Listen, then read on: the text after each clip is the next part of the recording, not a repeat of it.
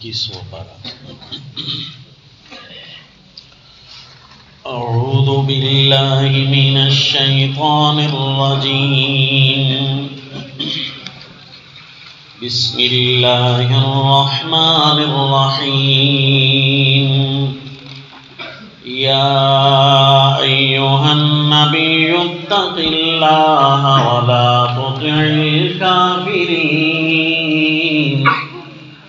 ولا تطع الکافرین والمنافقین ان اللہ کان علیما حکیما واتبع ما یوحی الیک من ربک ان اللہ کان بما تعملون خبیرا۔ وصلی اللہ علی النبی الکریم۔ قصص امام الانبیاء صلی اللہ علیہ وسلم کا سلسلہ شروع ہے۔ سیرت طیبہ پیارے نبی صلی اللہ علیہ وسلم کی جس انداز سے قرآن نے بیان کی ہے وہ حتمی، خوبصورت اور مشعل راہ کے طور پر ہے۔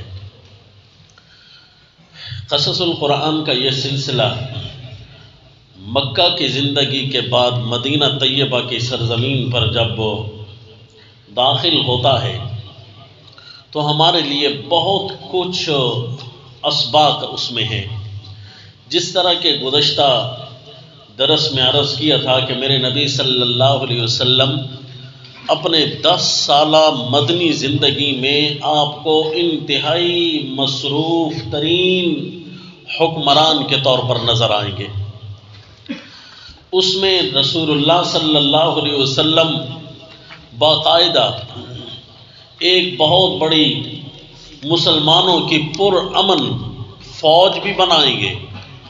بیک وقت اللہ کے نبی صلی اللہ علیہ وسلم بھی ہوں گے اور گھر کی زندگی کے ایک رہنما بھی ہوں گے۔ اپنے آرام اور جسم کا بھی خیال کرنے والے ہوں گے۔ اللہ کے نبی کو دنیا کے سامنے ایک ایسا نقشہ بنا کر رکھنا ہے کہ جس میں پیارے رسول اللہ صلی اللہ علیہ وسلم ایک اللہ کی زمین پر اللہ کے احکام کا چلتا پھرتا نمونہ نظر آئیں گے کہ میرے احکام کتنے اچھے ہیں، اللہ کے حکم کتنے پیارے ہوتے ہیں کہ اتنی عظیم اور عزیز ترین شخصیت بن کر کوئی نکھرتا ہے۔ رسول اللہ صلی اللہ علیہ وسلم یوں نظر آئیں گے، پرسکون بھی ہوں گے، مصروف ترین بھی ہوں گے، اپنے آپ کا بھی خیال پورا ہوگا، اپنے گھر کی ذمہ داریاں بھی پوری کریں گے اور مسلمانوں کے فیصلے بھی کریں گے، بادشاہوں کو دعوت بھی دیں گے اور میدان جہاد کے سپر پاور حکمران بن کر بھی باہر نکلیں گے۔ تو اس لیے میرے نبی صلی اللہ علیہ وسلم جب مدینہ میں تشریف لاتے ہیں تو اپنے بھی ہیں، اپنے گھر والے بھی ہیں، ان کو بھی سنبھالنا ہے، سمجھانا ہے، ان کو بھی احکام کا درس دینا ہے، ان کو عقائد بھی سمجھانے ہیں، لیکن دوسری طرف منافقین بھی ہیں، کفار بھی ہیں۔ انہوں نے اللہ کے نبی صلی اللہ علیہ وسلم کی زندگی کو نعوذ باللہ پریشان کر کے رکھنا ہے، نعوذ باللہ وہ تنگ کریں گے پیارے نبی صلی اللہ علیہ وسلم اور صحابہ کو، لیکن اس کے باوجود اللہ کے نبی صلی اللہ علیہ وسلم کتنے پیارے اور کتنے آسان انداز میں اللہ کی زمین پر اللہ کا نظام نافذ کرتے نظر آئیں گے۔ تو چنانچہ ان صورتوں میں سے یہ سورۃ الاحزاب جو ہے یہ ان مدنی صورتوں میں سے ہے کہ مکی سلسلہ سور کا ایک لمبا سارا اس جگہ پر گزرے گا۔ جب آپ اس مقام پر آئیں گے اللہ کریم آپ کو تفسیر کے علم سے مالا مال فرمائے اور اپنی کتاب کے علم سے اللہ آپ کو مزین فرمائے۔ جب آپ اس مقام پر آئیں گے کہ آپ دیکھیں گے کہ مکی صورتوں کے تسلسل کے بعد جب مدنی رنگ آتا ہے تو اللہ کریم اپنے نبی کی تیاری پہلے کرواتے ہیں، کچھ احکام اللہ کے نبی دیتے ہیں، اللہ کے نبی کو ملتے ہیں۔ وہ احکام یہ سورۃ الاحزاب میں ہیں، جس طرح باقاعدہ کسی کو حکمران بنا کر بھیجا جا رہا ہو، اللہ کی زمین پر اللہ کا خلیفہ بنا کر بھیجا جا رہا ہو، تو اس وقت جو خطاب سمجھائے جاتے ہیں، جو قانون سمجھائے جاتے ہیں، جو باتیں بتائی جاتی ہیں موٹی موٹی، کہ آپ کو ہر طرح کا محاذ پیش ہوگا، لہذا ہر طرح کے محاذ کے لیے آپ نے لیس ہو کر نکلنا ہے، کسی قسم کی کوتاہی آپ کے قریب نہیں آنے پائے گی انشاءاللہ، اور آپ کی تبلیغ میں، آپ کی تحریر میں اور آپ کے اقامت دین میں کسی قسم کی الجھن نہ آنے پائے۔ آپ نے یہ کام کرنے ہیں۔ وہ کون سے کام ہیں جی؟ یہ سورہ الاحزاب کے اندر آئے ہیں۔ آپ سورہ الاحزاب ساری سورتوں سے ایک الگ حیثیت سے یوں بھی دیکھیں گے کہ اس سورت کے اندر 6 دفعہ یا ایھا النبی کا تذکرہ ملے گا۔ کتنی دفعہ جی؟ اگر میں بھول رہا ہوں تو آپ گن لیجئے، وہ ہم گن کر پڑھتے ہیں کہ کتنی دفعہ یا ایھا النبی کا تذکرہ ملتا ہے۔ اللہ کے نبی صلی اللہ علیہ وسلم کو براہ راست جو احکام مل رہے ہیں، کچھ احکام ہیں امتوں کے لیے کہ آپ نے یوں امت کے لیے فرمانا ہے، آپ نے یوں کرنا ہے، اور کچھ احکام ہیں اپنے آپ کو لیس کرنے کے لیے۔ تو چنانچہ رسول اللہ صلی اللہ علیہ وسلم کو مدنی زندگی شروع کرتے ہی کیا اسباق ملتے ہیں جی؟ آپ نے وہ اسباق بھی دیکھنے ہیں، اور ایک مبلغ کی حیثیت سے کسی بھی علاقے میں آپ نے تبلیغ کا میدان شروع کرنا ہے، ایک خطیب کی حیثیت سے آپ نے کسی بھی عوام کی رہنمائی شروع کرنی ہے، اور ایک پیشوا کی حیثیت سے، حکمران کی حیثیت سے کسی زمین پر قدم رکھنا ہے، تو اس وقت آپ نے کیا کرنا ہے؟ نبی کی سنت پر آپ نے بھی یوں عمل کرنا ہے کہ اللہ کے نبی کو جس طرح احکام ملتے گئے ہیں، آپ نے بھی ایسے احکام کو فالو کرنا ہے کہ میرے لیے یہاں کون سا حکم ہے میں بھی وہی دیکھوں۔ چنانچہ آپ نے بھی یہاں صیغہ یا ایھا النبی کی طرف توجہ کرنی ہے۔ اگرچہ یہاں کچھ احکام ایسے ہیں جو پیارے نبی صلی اللہ علیہ وسلم کے خواص میں سے ہوں گے، لیکن اس سے اتنا کم از کم سبق ملے گا کہ گھریلو زندگی کے پرسکون ہونا کتنا اہم ہوتا ہے۔ ایک مبلغ کے لیے، ایک اقامت دین کے سچے حکمران اور رضاکار کے لیے، خلیفۃ اللہ فی ارضہ، اللہ کے زمین پر جو اللہ کا خلیفہ ہوتا ہے وہ کیسے چلتا ہے۔ چنانچہ آپ پہلے سبق یہ نوٹ کریں، پھر مدینہ طیبہ کی زندگی کن خوبصورت ہواؤں سے معطر ہوتی ہے، چنانچہ آپ کو یہاں سے نظر آئے گا۔ فرمایا پہلی دفعہ یا ایھا النبی کا تذکرہ، یوں سمجھیے مدینہ میں قدم رکھ رہے ہیں، اور اللہ کریم حکم بھی ساتھ ساتھ دے رہے ہیں۔ مکی زندگی سے نکلتے ہی جیسے ہی مدنی زندگی آتی ہے، ظالموں کے پنجہ ظلم سے نکلتے ہی جس طرح خود بخود ریاست مدینہ قائم ہوتی ہے، تو میثاق مدینہ اصل کیا ہے کسی حکمران کے لیے؟ پھر اس کے بعد بہت سارے آپ کو چیزیں ایسی نظر آئیں گی کہ عوام کے لیے میثاق کس قسم کا ہونا چاہیے۔ چنانچہ فرمایا اعوذ باللہ من الشیطان الرجیم، بسم اللہ الرحمن الرحیم، یا ایھا النبی اتق اللہ ولا تطع الکافرین والمنافقین ان اللہ کان علیما حکیما۔ یا ایھا النبی، اے میرے نبی، اتق اللہ، اللہ ہی سے ڈرتے رہنا۔ پہلا شعار، اللہ ہی سے ڈرتے رہنا۔ جو بھی حکمران بن کر جائے اسے یہی سبق دینا، اتق اللہ، اللہ ہی سے ڈرتے رہنا، ولا تطع الکافرین والمنافقین، اللہ سے باغی کرنے کی کافر بڑی کوشش کریں گے، منافق بڑی کوشش کریں گے۔ کافر اور منافق چاہیں گے اللہ کی بغاوت کریں، نعوذ باللہ، وہ خود اللہ کے باغی ہیں، دھیان ان کا کہنا نہ ماننا۔ سن رہے ہیں جی آپ؟ کافر بڑے ایکٹیو ہوں گے، منافق خوب تمہارے خلاف سرگرم ہوں گے، دھیان کرنا۔ لا تطع الکافرین والمنافقین، جہاں سے کفر کی بو بھی آنے لگے نا ہوشیاری دکھانا۔ لا تطع الکافرین والمنافقین، کافروں اور منافقوں کا کہنا نہ ماننا۔ اگر ریاست کو خوبصورت بنانا ہے، اگر زندگی کو، اللہ کی زمین کو اللہ کے لیے خاص بنانا ہے، تو کافروں اور منافقوں کا قطعاً کوئی کہنا نہ ماننا۔ تو پھر کیا کروں؟ فرمایا وَاتَّبِعْ مَا يُوحَىٰ إِلَيْكَ مِن رَبِّكَ، آپ صرف اتباع ما یوحیٰ کریں گے، یعنی جو کتاب اللہ کا درس ہوگا آپ نے صرف اسی کو چلتے رہنا ہے، اسی کی اتباع کرتے رہنا ہے، بس یوں سمجھو کافر اور منافقوں کی دال نہیں گلے گی۔ اگر آپ نے اتباع ما یوحیٰ نہ کیا، کتاب اللہ سے ذرا سا بھی انہوں نے تمہیں ہٹا لیا نا، سمجھو کافروں کی کامیابی ہے، سمجھو منافقوں کی کامیابی ہے۔ نا جی، ہم اس زمین پر اللہ کا جب نظام نافذ کرنے آئے ہیں تو اللہ کے حکم سے ہم خود کیوں آگے پیچھے ہمیں بھائی خیر ہے جی، تھوڑا سا تو گزارا کرے نا، تھوڑا سا تو ان کو اپنے ساتھ ملا لیں، خیر ہے، اپنے یہ ہیں وہ ہیں، رشتے دار ہیں، قوم قبیلہ ہیں، جماعت ہے، اپنوں کی تو کم از کم کچھ رعایت نہ جنا۔ جب کتاب اللہ سے کوئی ٹکرائے گا وہ کوئی اپنا نہیں ہے۔ لا تطع الکافرین والمنافقین، بھائی دینی مسئلے میں کوئی بھی کمپرومائز نہیں ہوگا۔ یہ نہیں ہو سکے گا کہ ہم اللہ کے دین کو تھوڑا سا تعویلات کے پردے میں رکھ کر آپ کے الو سیدھا کرنے لگ جائیں، یہ ہم سے نہیں ہوگا۔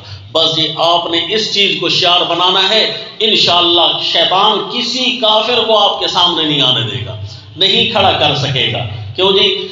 کافر نے تو آپ کو قرآن سے ہٹا کر اپنا وار کرنا ہے نا، جب آپ قرآن سے ہٹیں گے نہیں تو کافر کیسے وار کر سکے گا، شیطان کیسے چال چل سکے گا؟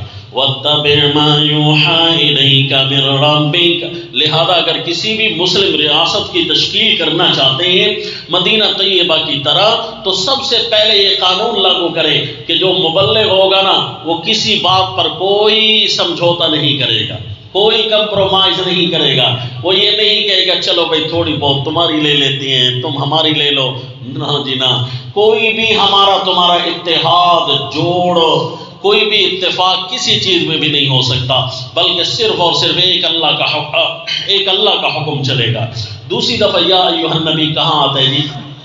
اس جگہ پر ذرا دیکھیے، میرے سامنے آیت ہے 28، اسی طرح ہے نا جی، آیت نمبر 28 میں جب آپ مدینہ طیبہ میں یہ اعلان کر کے گھر داخل ہوں گے، کسی بھی مسلم ریاست میں یہ اعلان کر کے گھر داخل ہوں گے، گھر میں اگر بے دینی ہے نعوذ باللہ، گھر میں اگر کوئی دین کا عنوان نظر نہیں آتا تو ظاہر ہے پھر تو آپ کا دوسرا محاذ گھر میں کھلا ہوا ہے، یا تو آپ باہر پورے آئیں یا گھر میں پورے آئیں، تو اس کا مطلب ہے باہر بھی جس طرح اعلان ہے آپ کے گھر کی زندگی بھی اسی طرح خوبصورت ہونی چاہیے۔ لہذا پیارے نبی صلی اللہ علیہ وسلم کو دوسرا حکم فوراً داخلی احکامات ملنے شروع ہو گئے۔ گھر کی زندگی کا خیال کیسے جی؟ فرمایا یا ایھا النبی قل لازواجک ان کنتن تردن الحیاۃ الدنیا وزینتها فتعالین امتعکن واسرحکن سراحا جمیلا۔ اے نبی فرما دیجئے اپنی بیویوں کو، کیونکہ تم میرا گھر ہو، میرے زندگی کے دو حصے ہیں، ایک باہر گزرے گا اور ایک اندر گزرے گا۔ جب تک باہر کو میں خوبصورت نہیں کروں، گھر کو پرسکون نہ کروں، اس وقت تک اللہ کی زمین پر اللہ کا امر پورا نہیں ہوگا۔ اللہ کی زمین پر اللہ کا حکم نافذ کرنے کے لیے سب سے پہلے ضروری یہی ہے، جس طرح باہر کا ماحول ٹھیک ہو اپنے گھر کا بھی ماحول ٹھیک ہونا چاہیے۔ ایسا نہ ہو کہ شیطان ایک محاذ سے تو تمہیں چھڑا رکھے، ٹھیک ہے جی اس محاذ سے جیت گئے ہو مجھ سے تو کیا خیال ہے، گھر نہیں آنا تم نے، گھر آؤ گے نا اس محاذ پر تمہیں میں شکست دوں گا، یہاں سے تم بے دین بن جاؤ گے، اللہ یاد باللہ۔ اور آپ تاریخ کے اوراق اٹھائیے، سمانے اپنے اٹھائیے، گزرے ہوئے لوگوں کی سمانے پڑھیے، وہاں آپ کو یہ نظر آئے گا اگر گھر کی زندگی ان کی بے دین تھی نا، نجی زندگی ان کی بے دین تھی نا، انہوں نے بے دینی کے ایسے سیلاب لائے ہیں، اگرچہ وہ دیندار بن کر ابھرے تھے لیکن بے دینی کے سیلاب ایسے لائے ہیں کہ اللہ امان والحفیظ نعوذ باللہ۔ اس لیے نبی کو اپنے گھر کی زندگی کے لیے بھی درس دیا گیا، یا ایھا النبی، اے میرے نبی، قل لازواجک ان کنتن تردن الحیاۃ الدنیا، فرما دیجیے اپنی بیویوں کو میں ریاست مدینہ شروع کرنے لگا ہوں، اللہ کی زمین پر اللہ کا حکم نافذ کرنے لگا ہوں۔ مکہ کی زندگی تو ایسی تھی کہ وہاں میں اپنے پراؤں کی حفاظت مجھ سے مشکل ہو رہی تھی، اسی لیے تو دار ارقم میں نمازیں پڑھا کرتے تھے، وہاں ظالم کا پنجہ سخت تھا، اللہ نے ہمیں نجات دی ہے، اب لہذا اپنے گھر کی زندگی کو محفوظ بنانا ہے۔ اے میری بیویوں، ان کنتن تردن الحیات الدنیا وزینتہا، اگر تم چاہتی ہو دنیا کی زندگی کو اور اس کی ٹھاٹ باٹ کو، فتعالین امتعکن، اگر تمہیں مجھ سے یہ توقعات ہیں کہ ہماری دنیا کے لیے ہی یہ شوہر ہے، فتعالین امتعکن واسرحکن سراحا جمیلا، تو آؤ میں تمہیں دنیا کا کوئی نفع دے دوں، مال دے دوں ایک شوہر ہونے کی حیثیت سے۔ جب مال پورا ہو چکا، تمہاری لالچ اور طمع پوری ہو چکی، تو اب نبی ہونے کی حیثیت سے میں دنیا دار کو تو اپنے ساتھ نہیں نہ رکھ سکتا، اس لیے وَأُسَرِّحْكُنَّ سَرَاحًا جَمِيلًا، میں بڑی خوبصورتی سے، بڑے اچھے اور آسان طریقے سے تمہیں اپنے سے جدا کر دیتا ہوں۔ اگر تمہیں صرف اور صرف دنیا چاہیے، دنیا میں اسی لیے تو نہیں آئے کہ ہمیں دنیا چاہیے، ہم دنیا میں اس لیے آئے کہ یہاں پر اللہ کا حکم نافذ ہو، اس لیے آئے ہیں، دنیا بھی ہمارے تابع ہوگی۔ لیکن اگر اس کے برعکس تم میرا دین نہیں ہو، میری دنیا ہو، تو پھر تو میرے ساتھ رہنے کی کوئی ضرورت نہیں ہے، اور نہ مجھے تمہارے ساتھ رہنا ہے۔ تو اس سے وہ مسئلہ بھی حل ہو گیا کہ کفریہ لوگ نبی صلی اللہ علیہ وسلم کے خلاف اپنے لوگوں کو یوں پٹیاں پڑھاتے ہیں کہ دیکھو نا، ان کا نبی لوگوں کو تو 4 شادیوں کی اجازت دیتا ہے اور خود اس نے 9 بیویاں رکھی تھیں بیک وقت۔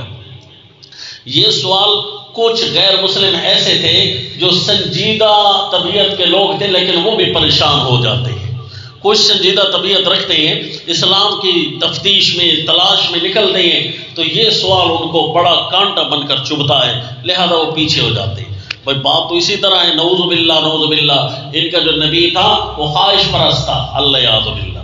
تو حالانکہ یہاں پر وہ جواب بھی سمجھ آ رہا ہے، قرآن اصل میں وہ فلسفہ پیش کرنا چاہتا ہے، اور یہ فلسفہ ہم نے غیر مسلم کو سنایا، اس نے کہا ہمیں اب تسلی ہوئی ہے، اس سے پہلے ہم نے بڑے جوابات تلاش کیے، لیکن اصل تسلی اب ہوئی ہے۔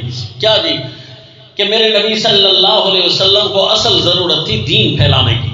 تو عرب کا معاشرہ بھی ہے، اور آج کل ہمارا یہ ایشیا کا پورا معاشرہ یہی ہے، بر اعظم ایشیا، بلکہ دنیا کے جس کونے میں بھی چلے جائیں، کم از کم یہ خیال تو رکھا جاتا ہے نا، جو کسی علاقے سے جا کر شادی کرتا ہے تو اس علاقے کے لوگ اس سے اپنا ایک فرد سمجھنے لگ جاتے ہیں، جتنی بھی دشمنیاں لڑائیاں آپس میں کرتے رہے، کم از کم انہیں یہ احساس ہوتا ہے کہ ہمارے گھر کا آدمی ہے، ہمارے معاشرے کا ایک فرد ہے، کیوں جی ہمارے خاندان میں اس نے شادی کر رکھی ہے۔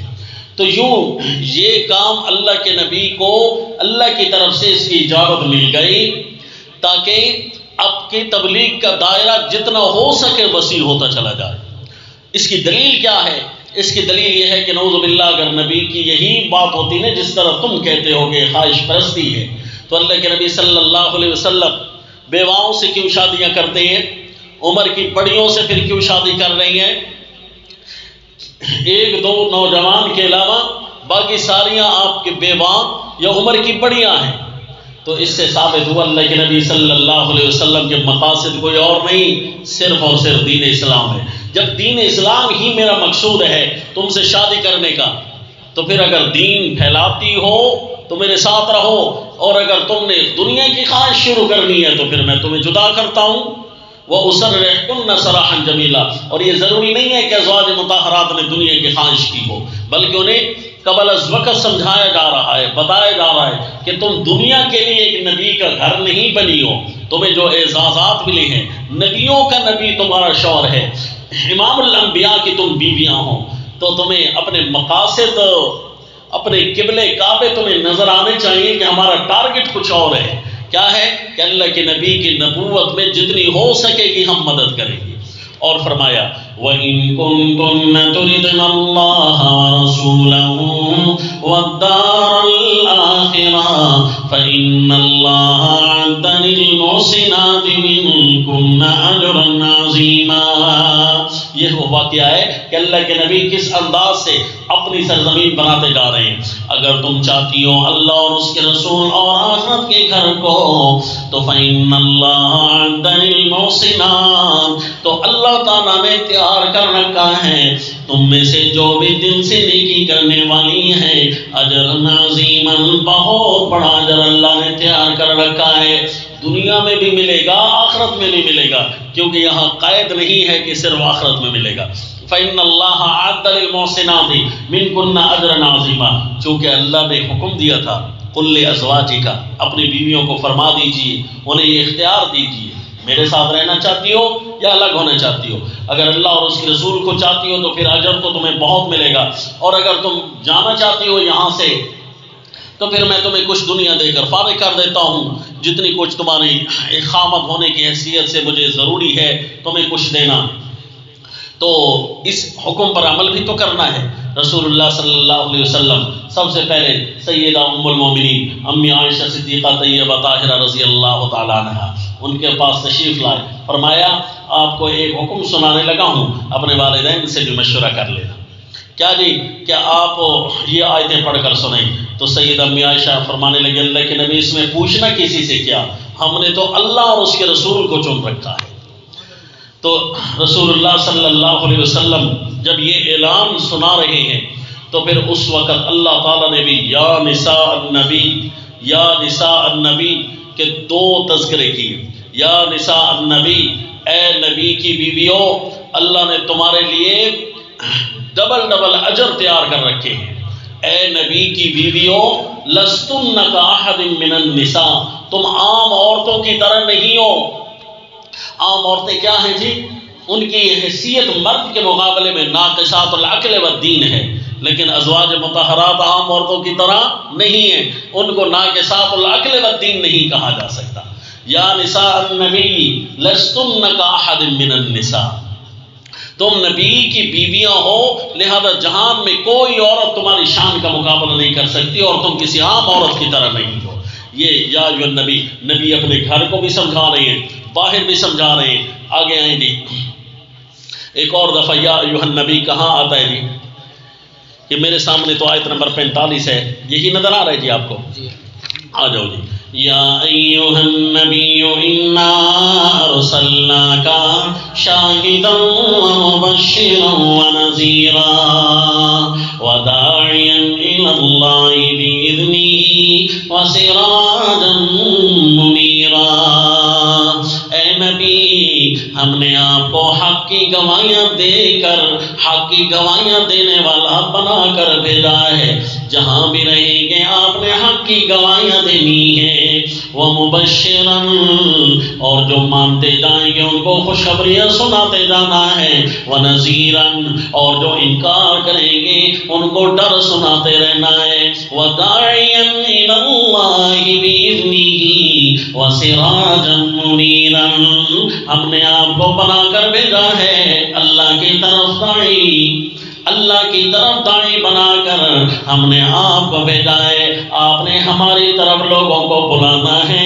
داعیا الی اللہ، ہماری حیثیت کیا ہے جی؟ ہم اللہ کے نبی کے اگر غلام ہیں تو ہمارے اندر بھی یہی صفت ہے، داعی الی اللہ، اللہ کی طرف بلانے والے ہیں، نہ کہ اپنی پارٹی کی طرف، نہ اپنے استادوں کی طرف، نہ اپنی جماعتوں کی طرف، بلکہ صرف اور صرف اللہ کی طرف ہم بلائیں گے۔ جو اللہ کی طرف بلانے میں ہمارا ساتھ دیتا جائے گا وہ سارے کے سارے اللہ کی بنائی ہوئی جماعت ہے۔ وَدَاعِيًا إِلَى اللَّهِ بِإِذْنِهِ وَسِرَاجًا مُنِيرًا، اور آپ کو ایک ایسا چراغ بنا کر بھیجا ہے جو خود تو روشن ہے لیکن اپنے بیان سے اوروں کو بھی روشن کرنے والا ہے۔ منیرن، ایک ایسا چراغ آپ کو بنا کر بھیجا ہے کہ آپ نے مدینہ طیبہ کی ریاست میں بیٹھ کر پورے عالم کو روشن کرنا ہے۔ یہ جی اس سے بعد یا ایھا النبی کا تذکرہ کہاں ہے جی؟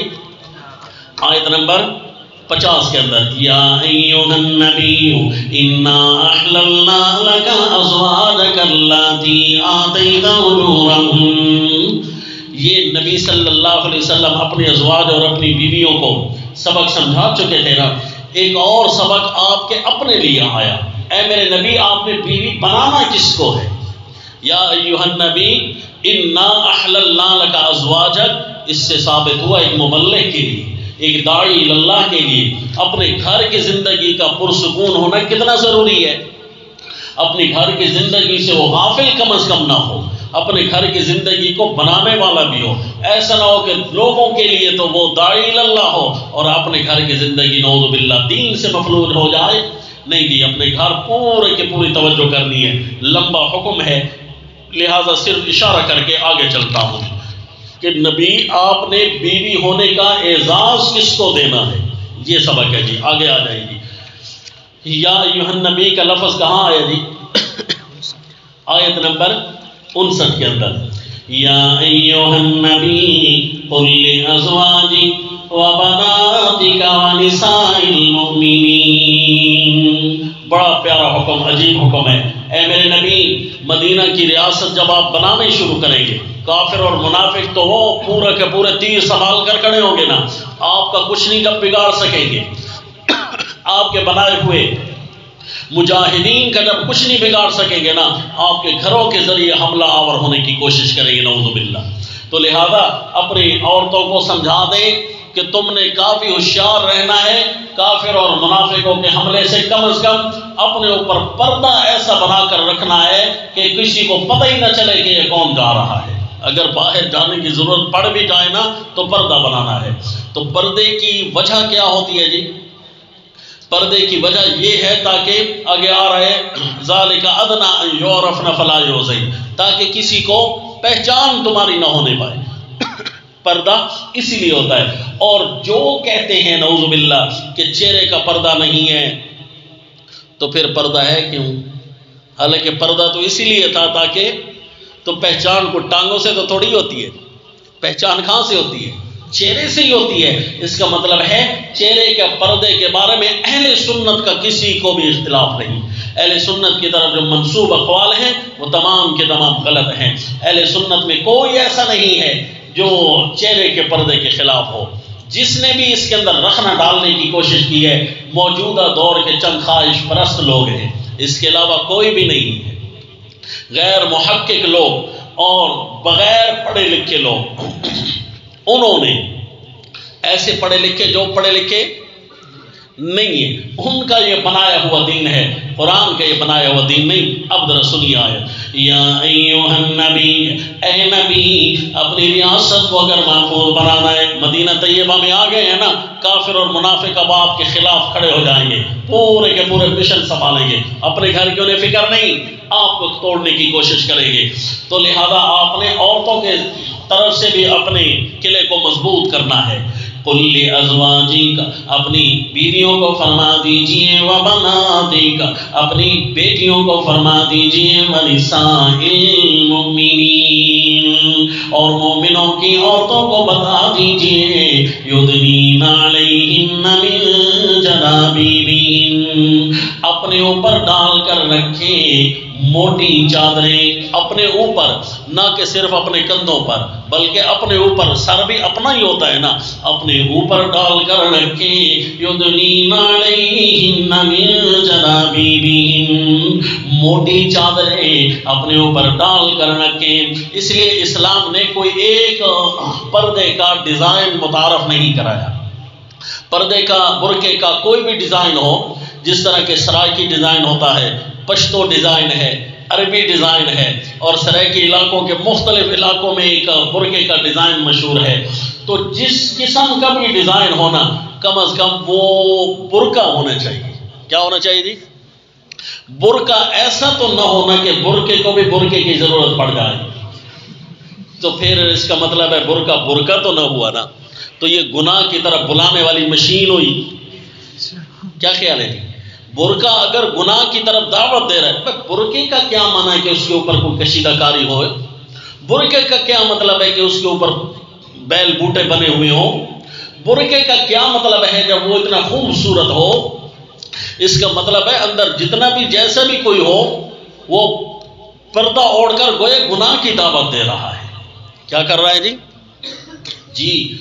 تو اس لیے برقعے کو برقع ہونا چاہیے۔ برقعے کو اگر مزید برقعے کی ضرورت پڑ جائے تو وہ برقع نہیں ہے۔ یا ایھا النبی قل لازواجک وبناتک ونساء المؤمنین. اور آپ کو عالموں کی بات نہیں، غیر عالموں کی ایک بات چھوٹی سی سناؤ. ایک گاڑی میں لڑائی ہو گئی، نعوذ باللہ کسی شیطان نے کسی عورت کے ساتھ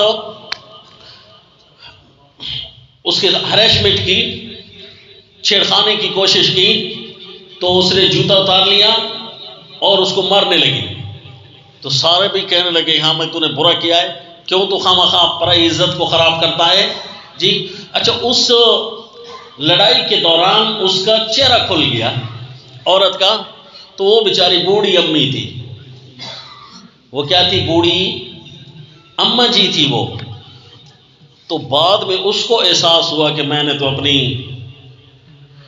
کیا خیال ہے جی، یہ تو اماں تھی، اگر یہ برقع نہ کر دی نا تو کم از کم مجھے یہ ہمت نہ ہوتی. تو اس کا مطلب یہ ہوا بعض اوقات اپنے سے زیادہ برقع کو برقعے کی ضرورت پڑتی ہے. اس کا خوب خیال کیجیے جی. یا یہ جو ہمارے ہاں سریکی برقع چلتا ہے، اس کی بھی ہم حوصلہ افزائی اس لیے کرتے ہیں کہ کم از کم یہ جو برقع ہے اس کو مزید برقعے کی ضرورت نہیں، لیکن اس کے اندر ایک کمزوری ضرور ہے. یہ جو ہمارے ہاں سرائکی برقع چلتا ہے جس کو ٹوپی والا برقع کہتے ہیں. میں ڈیرہ غازی خان کے علاقے میں گیا تو وہاں سے سر کے اوپر مزید کچھ بنایا ہوا ہوتا ہے. اس کا فلسفہ مجھے سمجھ نہیں آیا. پوچھنے کی کوشش کی ہے کہ شاید یہ اس لیے بنایا جاتا ہے تاکہ برقعے کو کہیں کھڑا کرنا آسان ہو، اس کو پکڑ کر اتارا جائے. بہرحال ایسے خواہ اگر ڈیزائن ہیں تو پھر اس کو نہیں ہونا چاہیے. اس ٹوپی کے برقعے میں کمزوری یہ ہے کہ اس کا آگے بہت کھلا ہوا ہوتا ہے. ان عورتوں کو چاہیے کہ کوئی ایسا ڈیزائن متعارف کرائیں کہ کم از کم آگے بھی گول ہو، بند ہونا چاہیے. کیوں جی؟ قرآن یدنین علیہن من جلابیبہن کہہ رہے تو علیہن میں سارا بدن آئے گا نا. اگر کپڑے بھی اس کے اندر آئیں گے جس کے اوپر موٹی چادر ڈالی جائے گی تو اس کا مطلب ہے کپڑے کا کوئی حصہ بھی نظر نہیں آنا چاہیے. اگر کوئی حصہ نظر آ رہا ہے تو یہ ٹھیک نہیں ہے. باقی میں اس کے مزید احکام میں نہیں جانا چاہتا. یہ اس لیے حکم ہو رہا ہے کہ تمہاری عورتوں کے ذریعے تمہارے دین کو کمزور کرنے کی کوشش کریں گے یہ کافر اور منافق. لہذا اگر اپنے معاشرے کو خوبصورت بنانا ہے، شیطان سے پاک کرنا ہے، تو اپنی بیویوں کو، بیٹیوں کو، مومنوں کی عورتوں کو میرے نبی فرما دیجئے اپنے اوپر موٹی چادریں اوڑھ کر رکھیں. یدنین علیہن من جلابیبہن ذالک ادنی ان یعرفن فلا یؤذین. آگے کوئی آ رہا ہے جی؟ یا ایھا النبی آگے کوئی آ رہا ہے؟ بتا دیجئے. نہیں تو یہ آخری ہے. تو اس کا مطلب ہے آخری دروازہ یہی ہوتا ہے شیطان کا، اسی کو بند کر دیا گیا. تو یہ کتنے دفعہ نبی کا لفظ آیا جی؟ جی گن لو. یا ایھا النبی آیت نمبر 59 کے اندر،